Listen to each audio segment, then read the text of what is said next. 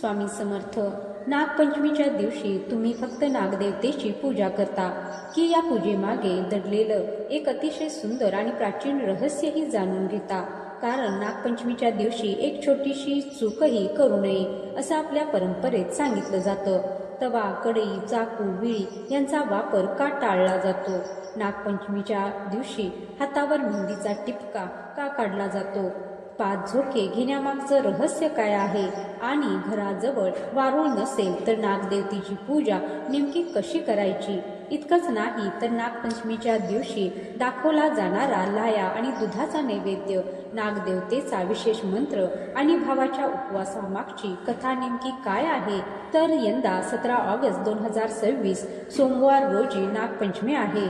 त्यामुळे आजच्या या व्हिडिओमध्ये आपण जाणून घेणार आहोत की नागपंचमीची घरच्या घरी साधी सोपी पूजा, पूजेचे नियम, नैवेद्य, मंत्र आणि या दिवसामागची प्राचीन परंपरा. नागपंचमीच्या पूजेमध्ये नागोबांना नैवेद्य कोणता दाखवला जातो? 3 प्रकारचे नैवेद्य दाखवले जातात, हे सुद्धा मी तुम्हाला सांगणार आहे. तर व्हिडिओ शेवटपर्यंत नक्की पहा, कारण शेवटी मी तुम्हाला एक अशी महत्त्वाची गोष्ट सांगणार आहे जी नागपंचमीची पूजा करणाऱ्या प्रत्येकाने जाणून घेणं आवश्यक आहे.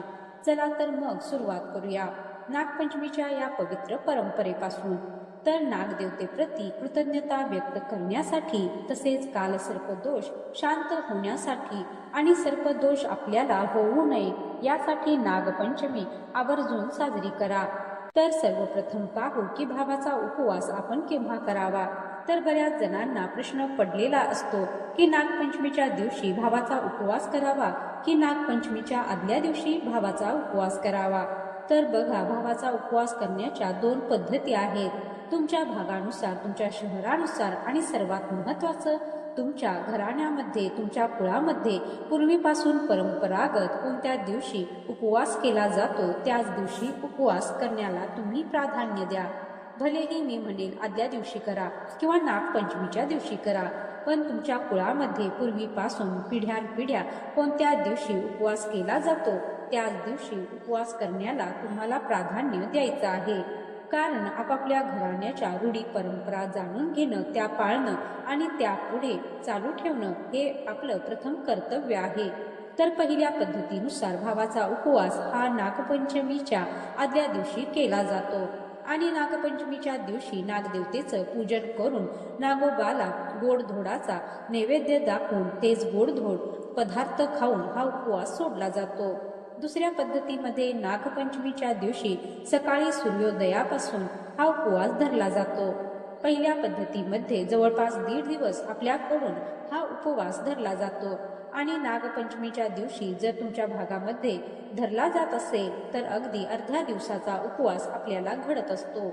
याचबरोबर नागपंचमीच्या दिवशी जसं की काही गोष्टी करायच्या नसतात, त्याचबरोबर काही गोष्टी महिलांनी आवर्जून करायच्या असतात.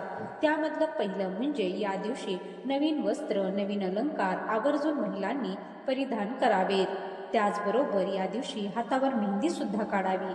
डिझाईन वगैरे शक्य नसेल तर अगदी मेहंदीचा एक ठिपका का होईना आपल्या दोन्ही हातांना द्यायचा आहे. आणि त्याचबरोबर या दिवशी 5 झोके का होईना, जिथे कुठे झोका असेल तिथे तुम्हाला आवर्जून घ्यायचे आहेत. आणि त्यातल्या त्यात जर तुम्हाला मोठा किंवा लहान भाऊ असेल तर आवर्जून घ्या. कारण की नागपंचमीच्या कथेनुसार जेव्हा सत्तेश्वरीचा भाऊ वारला तर त्या भावाच्या दुःखामध्ये ती निस्तेज झाली होती आणि तिला आनंदी करण्यासाठी नागदेवाने तिला नवीन वस्त्र आणि अलंकार दिले होते. म्हणून या दिवशी आपण नवीन वस्त्र आणि जे काही अलंकार असतील ते परिधान करायचे असतात. आणि आता आपला तो आलेला भाऊ परत जाऊ नये असे वचन तिने नागोबाला मागितले होते आणि नागोबाने जेव्हा त्याचा फणा तिच्या हातावर ठेवला होता आणि वचन दिले होते तेव्हा त्या सत्तेश्वरीच्या हातावर लाल रंगाचे प्रतीक उमटले होते. म्हणून नागपंचमीच्या दिवशी आपल्या हातावर आपल्याला मेहंदीने एक ठिपका का होईना काढायचा असतो. नागोबाने दिलेल्या वचनामुळे सत्तेश्वरीने आनंदित होऊन प्रसन्नतेने मोठमोठे झोके घेतले होते. झोका खेळला होता आणि तेव्हा नागोबाने तिचे हास्य पाहून, तिचा आनंद पाहून आशीर्वाद दिला की नागपंचमीच्या दिवशी जी कोणती बहीण मोठे मोठे असे झोके घेईल, ते झोके जसे जसे उंच हवेमध्ये जातील तस तस तिच्या भावाला उदंड आणि दीर्घ आयुष्य लाभेल आणि तसतशी त्याची आयुष्यामध्ये प्रगती होईल. हा त्याच्या मागचा भाव आहे. म्हणून या दिवशी हातावर मेहंदी काढायची असते, नवीन वस्त्र परिधान करायचं असतं आणि 5 का होईना झोके घ्यायचे असतात. आता पाहूया नागपंचमीची पूजा कशी करायची. ही पूजा अतिशय साधी आणि सोपी आहे. नागपंचमीची पूजा करण्याची पद्धत तुमच्या शहरानुसार, भागानुसार वेगवेगळी असू शकते. थोडेफार बदल त्यामध्ये असू शकतो. तो बदल म्हणजे फक्त नाग काढण्यामध्ये असू शकतो. बाकी पूजा करण्याची पद्धत ही एकसारखीच आहे. जसं की बघा, काही ठिकाणी नर, मादी आणि त्यांची 2 पिल्लं म्हणजे हे 4 नागोबा काढले जातात. बऱ्याच ठिकाणी 5 नागोबा काढले जातात, जसं की नर, मादी आणि त्यासोबत 3 पिल्लं, किंवा बऱ्याच भागामध्ये कागदावर पेनाने नागोबांचा परिवार काढला जातो, त्यांचं पूजन केलं जातं. किंवा बऱ्याच ठिकाणी हा नागपंचमीचा जो कागद असतो फक्त त्याचंच पूजन केलं जातं. तर काही भागांमध्ये मातीचे नाग मिळतात, त्यांचे पूजन केलं जातं. तर तुमच्याकडे जी पद्धत आहे त्यानुसार तुम्हाला ही मांडणी करायची आहे. कोणत्याही पूजेची सुरुवात आपण दीपपूजनाने आणि गणेश पूजनाने करत असतो. त्यामुळे सुरुवातीला दिवा लावून घ्यायचा आहे, जिथे कुठे तुम्ही पूजा करणार आहात तिथे. आणि ही नागपंचमीची पूजा तुम्ही देवघराच्या आजूबाजूला किंवा देवघराच्या समोर केली तरी सुद्धा चालू शकते. किंवा तुमच्या घरामध्ये आजूबाजूला कुठे मोकळी जागा असेल तर तिथे तुम्ही केली तरी सुद्धा चालू शकते. किंवा बऱ्याच ठिकाणी श्रावण महिना सुरू झाला की श्रावणाच्या पहिल्या दिवशी हा नागपंचमीचा कागद भिंतीला चिटकवला जातो. तर तुमच्या घरात हा कागद जिथे चिटकवला आहे तिथेच तुम्ही नागपंचमीची पूजा करायची आहे. या कागदाचं पुढे काय करायचं, हा कसा विसर्जित करायचा, हे येणाऱ्या व्हिडिओमध्ये मी तुम्हाला सांगणारच आहे. कारण सध्या तरी हा कागद जो आहे तो विसर्जित करायचा नाहीये. तर जो काही आपण चौरंग किंवा पाठ मांडलेला आहे त्यावर वस्त्र अंथरून घ्यायचं आहे आणि हा जो नागपंचमीचा कागद आहे तो भिंतीला टेकवून किंवा भिंतीला चिटकवून तुम्हाला ठेवायचा आहे. तुमच्याकडे मूर्ती असेल तर ती तुम्ही स्थापित करायची आहे. सुरुवातीला दिवा लावून घ्यायचा, त्यानंतर गणपतीचे पूजन करायचे. आता नागपंचमीची पूजा जी आहे ती सकाळी जितक्या लवकर तुम्हाला करणं शक्य होईल त्या लवकर करायची आहे. पण नागपंचमीची पूजा करण्या अगोदर तुम्ही तुमच्या देवघरातले देवही स्वच्छ धुवून त्यांची देवपूजा करून घ्यायची आहे. आणि मग लगेचच नागपंचमीची पूजा आहे ती आपल्याला करून घ्यायची आहे. कारण नागोबाची पूजा सकाळी केल्यानंतर ती दिवसभर आपल्या घरामध्ये राहते. यामुळे आपल्या घरातील ज्या काही नकारात्मक लहरी आहेत त्या सकारात्मक लहरींमध्ये बदलतात. यामुळे आपल्या घरामध्ये प्रसन्न वातावरण तयार होतं. त्यामुळे सकाळच्या सात्विक वेळेत जितक्या लवकर होईल शक्यतो 11 ते 11:30च्या अगोदर नागोबाचं पूजन आपल्याला करून घ्यायचं आहे. भर दुपारी 12, 1, 2 किंवा मनाला वाटेल त्या वेळेमध्ये करायचं नाहीये. मग देवपूजा झालेली आहे, लगेच आपण नागोबाचं पूजन करणार आहोत. त्यामुळे तुम्ही देवघरातील गणपती जर इथे पूजेसाठी घेणार असाल तर परत त्या गणपतीच्या मूर्तीवर अभिषेक वगैरे करण्याची गरज नाही. कारण देवपूजा करताना आपण त्या गणपतीच्या मूर्तीला स्नान घातलेलं आहे. त्यामुळे ती गणपतीची मूर्ती ठेवली तर फक्त हळद कुंकू अर्पण करायचं आहे. किंवा तुम्ही गणपती स्वरूप म्हणून एक सुपारी सुद्धा घेऊ शकता. सुपारी घेतली तर मात्र त्यावर अभिषेक करा. सुरुवातीला स्वच्छ पाण्याने, त्यानंतर दुधाने किंवा पंचामृताने आणि परत स्वच्छ पाण्याने हा अभिषेक करायचा. आणि हा अभिषेक करत असताना ओम गंग गणपतये नमः हा मंत्र म्हणायचा आहे. अभिषेक करून झाल्यानंतर हळद कुंकू, अक्षता, वस्त्रमाळ, एखादं फूल गणपती बाप्पाला अर्पण करायचं आहे आणि गणपतीचं स्मरण करून नागोबाच्या पूजेला सुरुवात करायची आहे. हा जो नागपंचमीचा कागद किंवा मूर्ती आहे याला सुद्धा हळद कुंकू लावून घ्यायचं, वस्त्रमाळ अर्पण करायची आहे आणि या नागोबाला आघाड्यांच्या पानांची माळ या दिवशी अर्पण करण्याला खूप जास्त महत्त्व आहे. त्यामुळे तुम्हाला मिळाले आघाड्याचे पान तर त्याची माळ बनवून तुम्ही अवश्य अर्पण करा. आणि हो, एक गोष्ट लक्षात ठेवा की आघाड्याच्या पानांची माळ बनवताना सुई दोऱ्याचा वापर करायचा नाहीये, कारण या दिवशी काही शिवायचं नाही किंवा विणायचं सुद्धा नाहीये. कोणत्या गोष्टी करायच्या नाहीयेत हे पुढे मी तुम्हाला सांगणारच आहे. तर गाठीचा हार जो आहे त्या पानांचा बनवायचा आहे आणि तो अर्पण करायचा आहे. याचबरोबर तांदळाने तुमच्याकडे जेवढे नागोबा काढण्याची पद्धत आहे ते नागोबा काढून घ्यायचे आहेत. या नागोबांना हळद कुंकू अर्पण करायचं आहे, फूल अर्पण करायचं आहे, धूप दीप दाखवायचा आहे आणि नागोबाचे पूजा करताना भुजंगेशाय विद्महे सर्पराजाय धीमहि तन्नो नागः प्रचोदयात हा नागोबाचा गायत्री मंत्र म्हणायचा आहे. हा अवघड वाटत असेल तर तुम्ही अनंता आदी नागे भयो नमहा हा मंत्र सुद्धा म्हणू शकता. दोन्हीपैकी जो तुम्हाला सोपा वाटेल तो तुम्ही म्हणू शकता.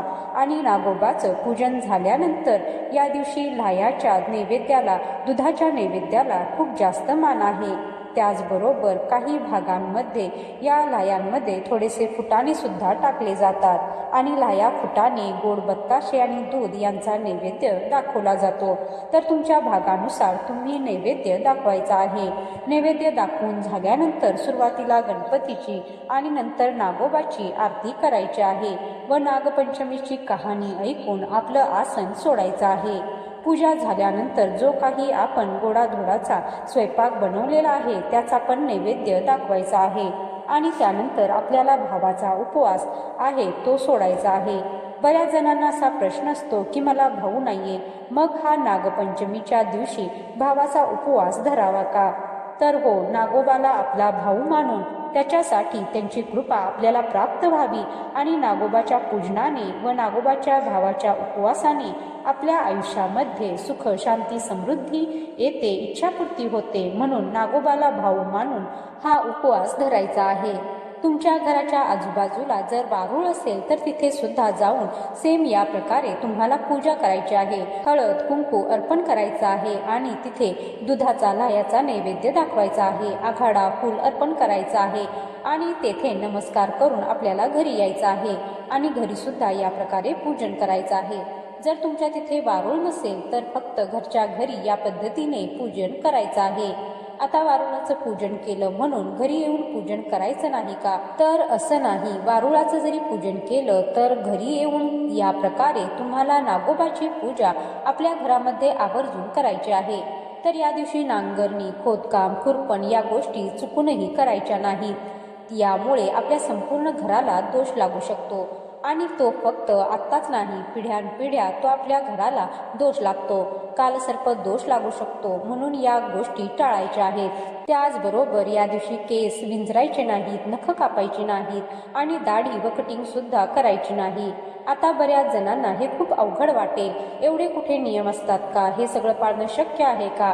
तर हो, ज्यांच्या घरामध्ये अगदी लहानपणापासून जे बघत आलेले आहेत या गोष्टी करताना, जसं की मी, माझी आई, आजी या सगळ्यांना लहानपणापासून या गोष्टी पाळताना बघत आलेली आहे, तर मला या गोष्टी काही अवघड वाटत नाही. आजही सगळे नियम आमच्या घरामध्ये पाळले जातात. पण तुम्ही पहिल्यांदाच ऐकलेले आहे, तुम्हाला अवघड वाटत आहे, तर यापैकी जे काही नियम तुम्हाला पाळणं शक्य आहे तेवढे ते पाळण्याचा नक्कीच प्रयत्न करा. आता मग तुम्ही म्हणाल की या दिवशी तवा, विळी, चाकू, कढई यांचा वापर करायचा नसतो, मग या दिवशी खायचं काय आहे? खरं तर नागपंचमीच्या दिवशी पुरणाचे दिंडे, पुरणाचे कानोले वाफवून किंवा उकडून खाल्ले जातात. त्याचबरोबर आदल्या दिवशी जे पदार्थ 1-2 दिवस राहतात, जसं की तिखट मिठाच्या पुऱ्या असतील, गोड पुऱ्या असतील, धपाटे असतील, ते बनवून ठेवले जातात आणि नागपंचमीच्या दिवशी हेच खाऊन हा जो उपवास आहे तो सोडला जातो. पण आजकाल काळाप्रमाणे नागपंचमीच्या दिवशी पुरणपोळीचा स्वयंपाक केला जातो. मग यासाठी कढई, तवा तर यांचा वापर होणारच आहे. तर चला, काही हरकत नाही. काळानुसार छोटे मोठे बदल होत असतात आणि त्याचा आपल्याला स्वीकार पण करायचा असतो. पण जे काही यातले नियम आपल्याला पाळणं शक्य आहेत ते तुम्ही नक्कीच पाळू शकता. पण आजही बरेच जण पुरणाचे दिंडे खाऊन किंवा पुरणाचे कानवले खाऊनच नागपंचमीचा उपवास जो आहे तो सोडतात किंवा या दिवशी तवा, कढई, भाज्या चिरणे, काही कापणं याचा अजिबात वापर करत नाहीत. आता तुम्ही प्रेग्नेंट असाल, तुमच्या घरामध्ये गर्भवती महिला असतील तर त्यांनी ही नागपंचमीची जी पूजा असते ती करायची नसते आणि महादेवाच्या मंदिरामध्ये जाऊन दर्शन सुद्धा घ्यायचं नसतं. तुम्हाला जर डॉक्टरनी सांगितलं असेल की उपवास वगैरे तुम्ही करू शकता तर मात्र तुम्ही डॉक्टरांच्या सल्ल्यानुसार भावाचा जो उपवास आहे तो करू शकता. पण खूप काही नाही, ज्या प्रकारे तुम्हाला झेपतो उपवास त्या प्रकारे तुम्ही करायचा आहे. खाण्याचे वगैरे तुमच्यासाठी काही नियम नाहीयेत, कारण शेवटी आपला भाव महत्त्वाचा आहे. आणि जर तुम्हाला जमलं नाही, एखाद वर्ष हा भावाचा उपवास नाही केला, नागपंचमीची पूजा नाही केली तरी सुद्धा चालते. पुढच्या वर्षी मनोभावे तुम्ही ही पूजा आणि भावाचा उपवास करू शकता. तुम्हाला सुतक असेल तरी सुद्धा तुम्ही नागपंचमीची पूजा नाही करू शकत, तुमचा भावाचा उपवास करू शकता. आणि जर तुम्हाला मासिक पाळीचा चौथा दिवस असेल किंवा पहिला, दुसरा, तिसरा दिवस असेल तर अशा वेळेला तुमच्या घरातील इतर मंडळींनी नागपंचमीची पूजा केली तरी चालेल. पण तुम्हाला मात्र फक्त भावाचा उपवास जो आहे तो करायचा आहे. तर आशा करते की तुम्हाला तुमच्या सर्व प्रश्नांची उत्तरे मिळाली असतील. जर काही प्रश्न असतील तर तुम्ही कमेंटमध्ये नक्की विचारू शकता. तर आजचा हा माहितीपूर्ण व्हिडिओ आवडला असेल तर व्हिडिओला लाईक करा, शेअर करा आणि चॅनलवर नवीन असाल तर चॅनलला सबस्क्राईब करायला विसरू नका. कमेंट बॉक्समध्ये श्री स्वामी समर्थ नक्की लिहा. तुमचा दिवस स्वामीमय हो. जय श्री स्वामी समर्थ.